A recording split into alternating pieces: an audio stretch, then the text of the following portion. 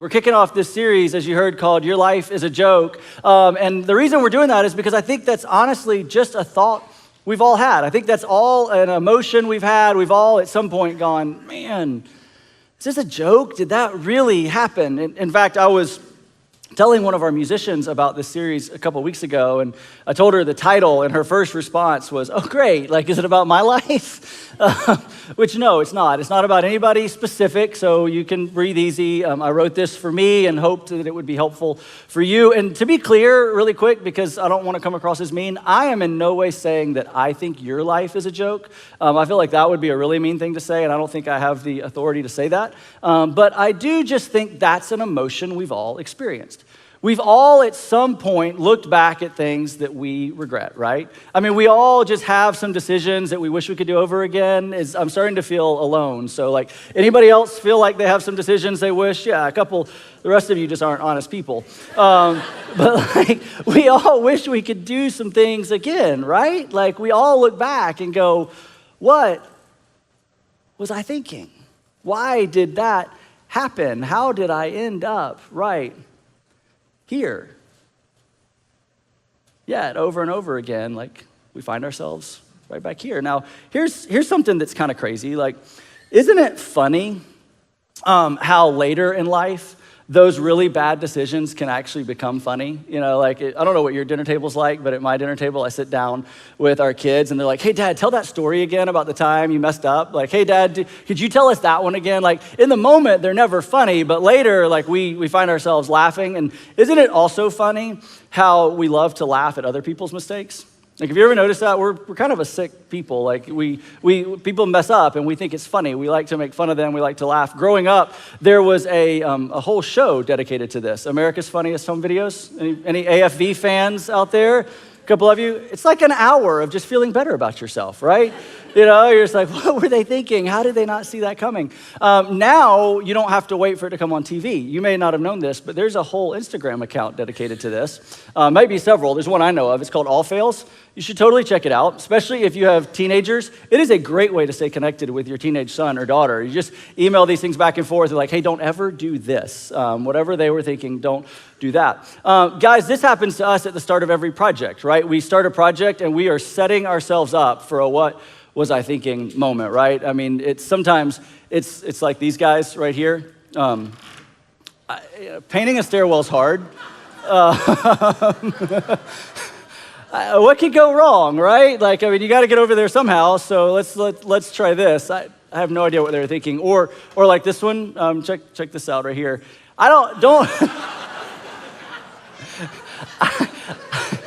I hate moving, so like, don't ever call me to help you move, because this is what it's going to turn into. I'm like, yeah, this is going to work. Sure. Right about now, the guy without his shirt on is like, I don't think this is going to work. I have no idea. Or you may not be into construction, but even if you're not, I bet you get that this is not how it's supposed to go. I mean, hey, I got an idea. What could go wrong? I mean, I tell you what, this is too fun. I've actually got one more. Look at this guy. He's like so sad. Yeah. He worked so hard, and now he's going to wait for the rest of the paint to dry to finish. My point is that, like, all the time, though, we've all asked that question, right? It doesn't matter if it's big things or small things in life. We've all had that moment where we look back and we're like, what was I thinking? Sometimes it's a relationship that we had. I mean, I think this about all of my wife's ex-boyfriends. I mean, I'm like, what were you thinking? I think it's funny now. You should have seen her on the front row when I told that joke last hour. Didn't go as well. But like, relationships we've all had, career decisions that we made or that we didn't make, parties that we wish we had never attended, purchases we wish we had never made. I mean, anybody bold enough to admit that you're like wearing right now, or going to drive home in, or live in, still paying on a purchase that you regret? I mean, it happens all the time, right? Sometimes it's not something we did. Sometimes it's something we didn't do. It's a missed opportunity. It's a relationship that we left too early.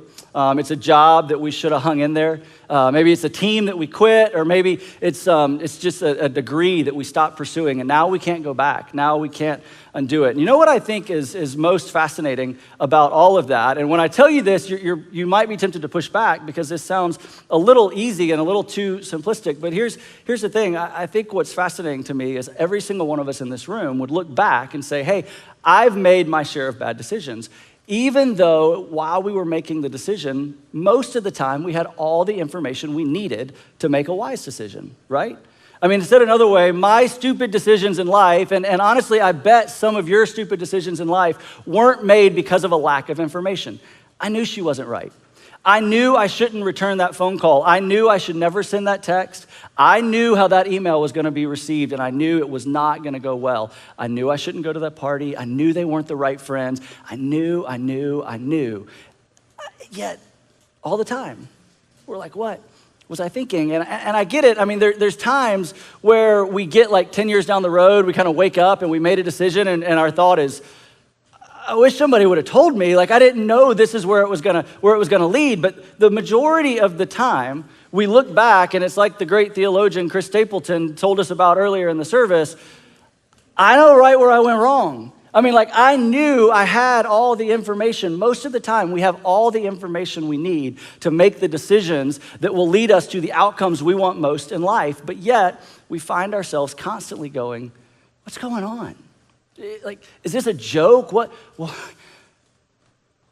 I thinking? And so today, I want us to spend what time we have left looking at the life of an individual from history that I think is just like a perfect example of this problem we all have. So to kind of set this up for you and kind of help you understand where we're going, how we're going to spend the rest of our time together, I want to tell you, we're going to spend a little bit of time talking about some history. We're going to look at the life of a guy named King Solomon as we discover on the pages of the Old Testament in our Bible. And then right after that, I'm going to come back and I want to read you something that he wrote later in life that I think will kind of help all of us avoid these moments in life, that I think will help all of us kind of avoid those what was I thinking moments. So here we go. Let's dive in. If you didn't know, Solomon was the third king of Israel.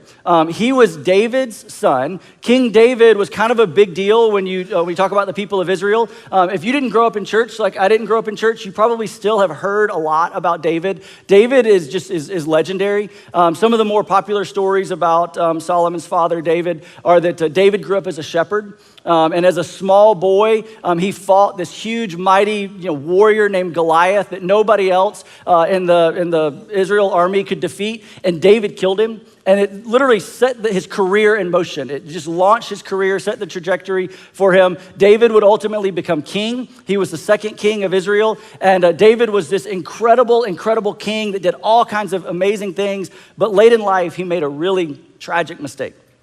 Late in life, he decided to have an affair with a married woman. And I guess the way he would say it is the affair went so well that he wanted to stay with this woman. So in order to make that possible, he decided to kill her husband. You can't make this stuff up, I promise. It's on the pages of Scripture. Give up TV, just read the Bible. It's way more fascinating. So this shepherd boy becomes king, becomes a murderer, has an affair, ends up marrying this girl, okay? Her name is Bathsheba. He marries her, and together they have a son. The son's name is Solomon. And Solomon is who we're talking about today. And Solomon becomes king after David dies. And Solomon has just such a unique perspective on this whole decision-making matrix that we're talking about and how to avoid bad decisions, mainly because Solomon became the king of Israel, this huge empire, when he was really young. I mean, we're talking like maybe 15, but definitely no older than 18. So I don't know what you were doing when you were like between 15 and 18, but I was not ruling a nation. Well, that's where Solomon found himself. And we're talking big nation now, because David, as a king, took just land after land after land. I mean, he was this warrior king that just conquered and conquered and conquered. And Israel is huge by this time. And now insert, Solomon, and he's got this huge kingdom to run. He's got to develop all the systems, all the structures. He has no experience, no knowledge, has no idea what he's doing. And on top of that, God taps him on the shoulder and says, hey, not only do I want you to run this kingdom, but I want you to build me a temple. I want you to be my general contractor, and I want you to build me a temple. And God's like a pretty particular customer. So this thing had a lot of rules, a lot of regulations, and Solomon is just overwhelmed, okay? He has no idea how to make all of this happen. And so one night, in a dream, God actually speaks to Solomon. Now, I know for many of you, this is when you're going to start tuning out because you're like, dream, God talking, this is weird. I get it. It's weird, but just kind of hang with me for a second. God talks to Solomon in a dream. And God asks Solomon, hey, I see that you're overwhelmed. What can I do? I'll do anything you want. You just name it, and I'll do it. And here's what Solomon asked for. This is so fascinating. Solomon says, God, you're right. I'm overwhelmed. I'm way too young. This is way too big of a task. The job is way too important. I don't know what I'm doing. God, I need some wisdom. I'll tell you what I want most in life. I want some discernment. God, I need knowledge on things that I don't have any knowledge on. I need education in areas where I'm not educated. God, I tell you what, I want to be able to sit at the table with people who are older than me, who are wiser than me, who have more knowledge than I do, and I want to have influence at those tables. I want to do a good job, and I am overwhelmed. God, I need wisdom and I need discernment. And listen to this. This is so fascinating to me. Listen to how God answers Solomon's request. He says this, and it's written down for us. So God said to him, hey, since you've asked for this, and you've not asked for long life, you've not asked for wealth for yourself, this is fascinating, nor have you asked for the death of your enemies. I didn't know we could ask for things like that. Imagine if you could ask for that. You didn't ask for that. But instead, you asked for discernment and administering justice. Solomon, I'm going to do what you've asked, and I will give you a wise and discerning heart, so that there will never have been anyone like you, nor will there ever be anyone like you. So basically, God says, hey, I've heard your prayer, and man, I'm gonna give you what you've asked for. I'm gonna make you so wise that you're gonna be the greatest ruler ever. Now, real quick, if that just sounds like some silly, made up, typical Bible, like nonsensical story to you, I actually get that, okay? The dream and the talking, that seems so weird to me as well. But here's what I want you to do. Before you just completely write this off or write this idea off, I would love it if this week, if you would just spend a little bit of time flipping through. You can actually grab a Bible if you have one, or you can get online and you look it up. But I would love for you to spend some time just kind of flipping through and reading through some of the things that Solomon wrote throughout his life. We actually have them written down for us in our Old Testament. It's called Proverbs. It's just a collection of wise sayings that Solomon wrote. And if you'll spend some time doing that, just kind of skim through them and start reading what this guy had to say. Here's what I think and hope will be true. I don't know that you'll be convinced that this dream actually happened. And I'm okay with that. I'm not asking you to make that kind of, step of faith or anything. But here's what I think you'll find. I think you'll start reading what he wrote, and I think you'll go, this is a really wise dude. Like, he wrote this how many years ago, and it's still applicable today? It's still relevant. Like this still has meaning to my life. And I think you will be impressed, and I think you will find yourself going, hey, he might actually be the wisest guy who has ever lived. All right, so back to the story. So not only did God give Solomon wisdom, which you would see if you started reading all that, he gave him tons and tons and tons of wisdom, but he gave him everything else that you or I could ever want. I mean, he had it going on. This guy had fame like nobody had ever had fame. I mean, he had an entourage that went with him everywhere. The party did not start until Solomon showed up. When his people announced that he was walking in the room, that's when the party started. He had fame, he had wealth, he had wisdom, he had women. I mean, he had more than you or I could ever imagine. This guy lived life to the fullest. In fact, he probably lived more life than all of us in this room combined. But do you know what I think is most interesting about Solomon's life? It's not everything he had. It's not everything he had going for him. It's what he ultimately did with all of those advantages. You see, even though he had all of that wisdom, even though he had all of that fame and all of that wealth and this huge kingdom, he had all of that going for him. Later in life, Solomon made a tragic decision. In fact, He would tell you, if he were standing here, he made the worst decision of his life. He probably made the worst decision for generations. It impacted generations and generations to follow him. You see, later in life, Solomon looked out at his kingdom, at this empire. And what he wanted most was to protect this empire, to make sure that he didn't lose it. He had done a good job. And so what he decided to do is he decided to form alliances with all of the kings that surrounded his kingdom to make sure that they didn't attack him. And here's how he formed those alliances. He married up all their daughters. And his thought was, hey, if I marry all their daughters, they won't attack their family. I'll protect the kingdom, alliance, boom. And it made sense. This is what kings did, okay? It made perfect sense to him. Problem solved. Here's the problem. God made it perfectly clear that he couldn't do that. This wasn't a gray area. This wasn't like in question. God had specifically told him, you're not going to be that kind of king. We are not going to be that kind of nation. You just have to trust me on this one. That is not how we're going to protect our nation. And Solomon did it anyways. Now, I want to give the guy a little credit. I don't actually think that Solomon was just trying to be super disrespectful.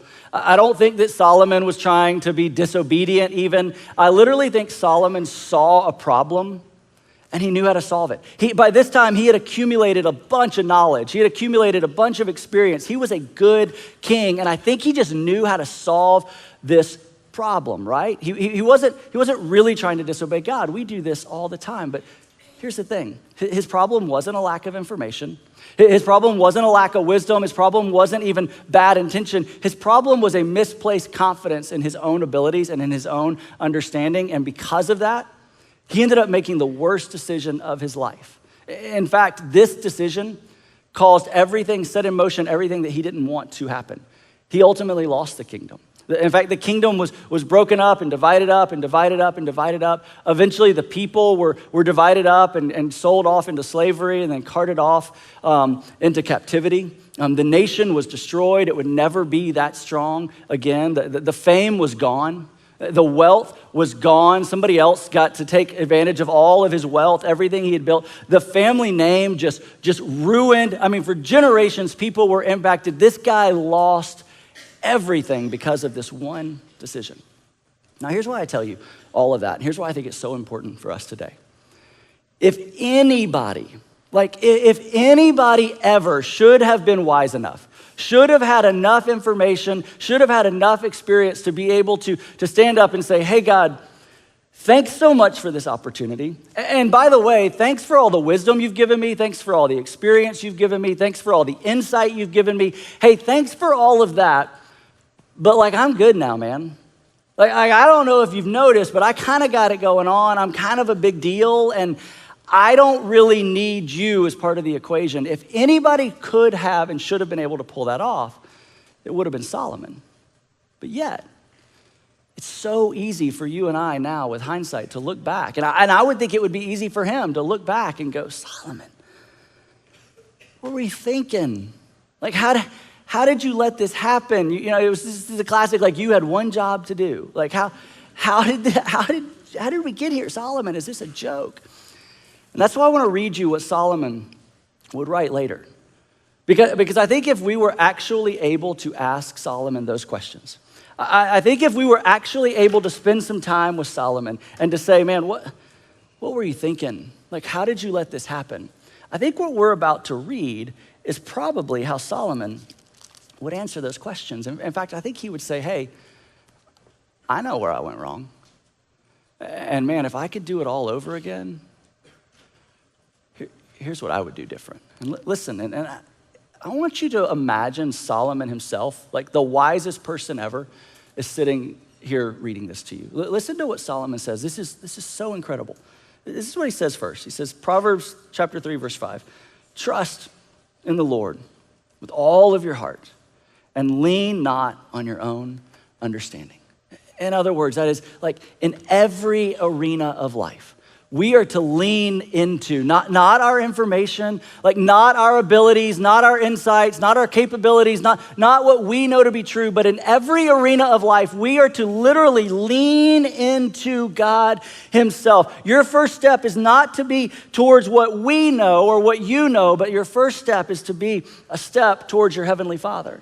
You see, Solomon would say, and I think we would agree, that our tendency is to make decisions based on our way of seeing the world or based on what we have experienced, right? We say it like this all the time. Somebody has a problem or we have a problem and we're like, oh, I know how to do that, or oh, I got that. I know what to do in that situation, or oh, I've got all the experience or the knowledge. Oh, I understand. I know how to do that. But Solomon would say, well, hold on, time out there. Hold on. Don't ever fall into the trap of making the assumption or making the mistake, that you can think I'm old enough, or I'm wise enough, or I'm capable enough, or I'm careful enough, or that I am now able to fully lean on my own understanding. Don't ever make that mistake. Our tendency is to lean over here into what we know, and Solomon would say, whoa, you're missing the first part of the equation. The first step isn't into what you know. The first step is into maybe what you don't know, which is a step towards God himself, to literally trust God with every arena of your life. And then he goes all in on this. He doubles down on this and he says, hey, in all your ways, acknowledge him. Like, as in, not just your Sunday ways, not just your religious ways, not just your church-going ways, but like in every single way of life, in your marriage ways, and your entertainment ways, and your decision-making, and your dating, and your morality, and what you watch, and your education, and your professional ways. In all your ways, acknowledge him. That looks like this. That means you look at whatever it is you're facing, your marriage or your finances or your decision, and you say, God, I don't know how I keep ending up in this place, but I got a lot of information. I got a lot of experience. I got a lot of knowledge when it pertains to whatever it is. But God, I got to be honest. I'm tired of waking up with regret. I'm tired of waking up thinking, how did I get here? Solomon says, what you need to do first is you need to acknowledge him, which means you literally take that and you say, God, I don't know what you have to say about marriage. I assume it might be a lot. I don't know what you have to say about finances. Maybe you have a thing or two to say about money. But God, I'm tired of doing it my way and it not working. So God, I'm willing to now take a step towards you. I'm willing to acknowledge you and hope that maybe with your insight, combined with the insight and wisdom you've given me, maybe together, maybe we can make a better decision. Solomon said, acknowledge him in all your ways. And then he gives us this incredible promise. And he, that is God, and he will make your path straight. You could literally add the word then, and then he will make your path straight. That is, then he will make the way clear. He'll make the decision known. He'll simplify the equation for you. Then you will begin understanding what to do and how to do it. Then you will begin to gain insight into how to avoid those moments that we all wish that we could avoid. But this is so important. Listen, Solomon says, but listen, the start of the equation is not what you think. It's not over here with your insight. It's not over here with your understanding. To get this right, the start of the equation is actually over here with God. You see, trust, a word we don't like, surrender, precedes our understanding. You want to have insight, you want to have understanding, you want to have wisdom, you want to know what to do. Man, all of this that I've given you, all of that experience you have, it is so important, and we're going to use that. But the first thing is surrender. The first thing is trust. At first, it takes a step towards God, and then, and only then, will he begin to make the path straight. You see, our problem is we love to make decisions over here, right? We love to make decisions based on what we know or based on what we've experienced or based on our wealth of knowledge. And then what happens? Come on, you know what happens? Then we cry out to God. Then the marriage goes south and we're finally at our wits' end and we don't know what to do. Then the bank account runs dry and that's when we cry out. It sounds like, God, help. God, help me. I don't know what to do. I don't even know if anything can be done. I only have like 2 or 3 options, and I got to be honest, God, they all stink. Like, I don't even know if it can be salvaged. God, what do I do? And I got to imagine our Heavenly Father's like, oh, no. Why didn't you come to me to start with?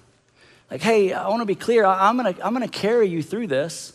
Like I'm gonna hold your hand, but you got to know this is gonna be way harder than you ever thought possible. And I got to be honest, I'm looking at the same things you're looking at. And I don't know if it can be saved either.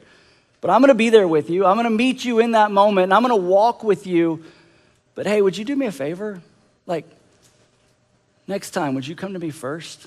Would you acknowledge me in all your ways? Would you trust me? Because I think together, between what you've experienced, what you know, what you understand about life, and really what I know, and the things that I have to offer you, we could have avoided this. We could have made sure this never happened. And then Solomon closes with something that I think is just so incredible. And remember, this is quite possibly the wisest man who ever lived. And he would say this is how he would close. Do not be wise in your own eyes. Wow. Like, imagine one of the smartest people, maybe you would say with me, the smartest person who would ever live would say, hey, you can't trust your wisdom. You can't trust your knowledge. You can't trust your experience alone. It is super important. It is super helpful, and it is part of the equation. But do not be wise in your own eyes. It's not enough. Information is not enough. Experience is not enough. You and I don't need more common sense. We need a Heavenly Father. His ways are so much greater than our ways. So like, what do we do with all that? Because if we don't do something, we're likely to run the same course that Solomon did and end up making a decision that could just run our whole life off the rails. So how do we make sure that doesn't happen? What are the warning signs that we need? How do we know when we're about to make a what was I thinking moment come to life? And as I was preparing, I wrote down these 3 statements, and I find them helpful. They're kind of warnings to me. Maybe they would be warnings to you. I don't know, but I think there's something in here, and I think Solomon himself might even say this is where you know, like, sirens should start going off when this starts happening. The first one is this: pride, your pride, my pride. Pride overrides wisdom. Pride overrides wisdom. It's why smart people like you and me make dumb decisions all the time, right? Pride is our ability to say, hey, thanks so much, but I got it. Hey, thanks so much for the advice, but I don't need it. Hey, thank you so much, but I'm like good now. I know exactly what I'm doing, okay? Pride will override your ability to make a good decision because pride overrides wisdom. Your pride gets in the way of your ability to make good decisions. You know what else gets in the way? Achievement. Achievement actually alters common sense. That's the second thing I wrote down. Achievement alters common sense. It's why the news is filled with stories of powerful people making terrible, terrible, terrible decisions. All right, the more you achieve, the less dependent you are on help. The more you achieve, the less dependent you are on advice, the less dependent you are on God. That's why people who have been doing something for a long time still mess up. Because the longer you've been doing it, honestly, the more likely you are to fail at it. Because you don't need anybody else's help. You got it figured out. Here's another thing. The higher you climb on that corporate ladder, if that's the road that you're on, the harder it is to find good advice. Because the bigger deal you are, the more people just want to be around you. So the less likely they are to tell you things you don't want to hear. The less likely they are to give you sound advice. They just want to stay in your presence. You've got to fight for that good advice because your achievement will alter common sense. Your achievement makes it harder for you to get sound advice, and it makes you less likely to depend on it when it does come. And then the last thing I would tell you is that ego erodes discernment. Ego erodes discernment. You know, we hear the word ego and we throw that word around as if it's a bad word. Let's kind of reclaim that word for a second. Ego is not necessarily bad. Ego only becomes bad when it becomes inflated. Your ego, all it is simply, it's your ability to distinguish yourself from somebody else. It's how you know that you're different, how you know that you're uniquely made. Ego isn't bad until it gets out of control. But here's where the danger comes in. Ego becomes a problem when you find yourself in situations where you're like, hey, yeah, I know other people shouldn't watch those kind of programs, but I got it. I'm mature. I can handle it. Hey, I know other people shouldn't drink so much, but like, it doesn't affect me. I'm good. I can handle that. I know other marriages, like, they need guardrails and things, but like, come on, we got love. Like, she trusts me, I trust her. We don't need guardrails. Like, that would never happen to us. That's your ego. And I'm telling you, your ego, when it gets inflated like that, you are headed for disaster. That is a surefire sign that you are headed for a what was I thinking moment. How did I let this happen? So here's my question, and we're going to close. Here's how we're going to land today. Where are you looking for wisdom? Seriously. What's your go-to? Where do you find yourself most often looking for wisdom? Like is it over here in the area of your information or your ability or your experience or your great wealth of knowledge? Is that where you go first? Like, is that where you typically find yourself like, oh, I got this. I know exactly what to do. Or is it over here? Do you say, no, I take a step towards God? Because as long as it's over here, as long as your first step towards wisdom is towards yourself, I would tell you, but I think more importantly, Solomon would probably tell you, man, you're setting yourself up for failure. You are playing a dangerous, dangerous game that you're going to wake up one day and realize you're somewhere where you don't want to be. So would you do me a favor this week? You don't have to change anything. You don't have to have a conversation with anybody if you don't want to. Would you just wrestle that question to the ground this week? We're going to come back in 2 weeks and we're going to wrap up the series. We're going to talk about what to do next. But all I want you to do over the next 2 weeks is would you just take some time to identify that? Where do I look for wisdom? Is it to myself? Or am I likely to take a step towards God? Because the answer is the key to avoiding the what was I thinking moment. The answer to that question is the key, frankly, to the life you've been looking for, the life you've always wanted. So would you spend some time this week? Maybe with a friend, maybe with a spouse, maybe in a small group. Maybe you just need to go to a coffee shop, get alone with a journal, and take down some notes. But would you wrestle this to the ground and be honest? I mean, look in the mirror and know you're being honest with yourself. Where am I looking for wisdom? And then, would you simply have a conversation with God about it? And I know for many, you've maybe never had a conversation with God before. And I got to tell you, I think this would be a great, great first conversation with him. It doesn't have to be, floral. It doesn't have to be extravagant. It could be super simple. Just simply, God, I know when it comes to and you fill in the blank, my marriage, my money, my weekends, my entertainment, my friends. I know when it comes to blank that I'm more likely to look to myself for wisdom. And God, I just want you to know that I'm aware of it. And God, I don't know what you have to say about it. I don't even know if you care. But God, if you do, I'd like to work on it. I'd like to change it because God, I'm tired of waking up with regret. I'm tired of waking up in a place that I didn't want to be. I'm tired of thinking, is this a joke? Like, is this all there is? Now, I know that's a big, big step. In fact, some of you right now are thinking, man, how do I get out of here? This is a scary step. Listen, I get it. I understand. So to set us up and to get us all on the same page, because I really want everybody to play along over the next 2 weeks. So to kind of set us up, I want us to, on our way out, sing a song together. Okay, and this song, I'm gonna go ahead and ask the band to come back up, and they're gonna get ready. But this song is called "Be Thou My Vision." All right, and this song was written about somewhere around the 5th century. And here's what's really cool: the legend of this song is that the guy who wrote it actually went blind from reading and studying so much. So this song was his cry for God to literally be his vision. And the reason I want us to close is because I think because I think it's such a perfect word picture for what Solomon is trying to communicate to us. That's what God wants to be for us. He wants to be our vision. The life you've always wanted is on the other side of a step towards your Heavenly Father, who wants nothing more than for you to step towards him. And for some of you, that first step is just simply wrestling that question to the ground, identifying, God, I'm not likely to look to you for wisdom, but I want to be.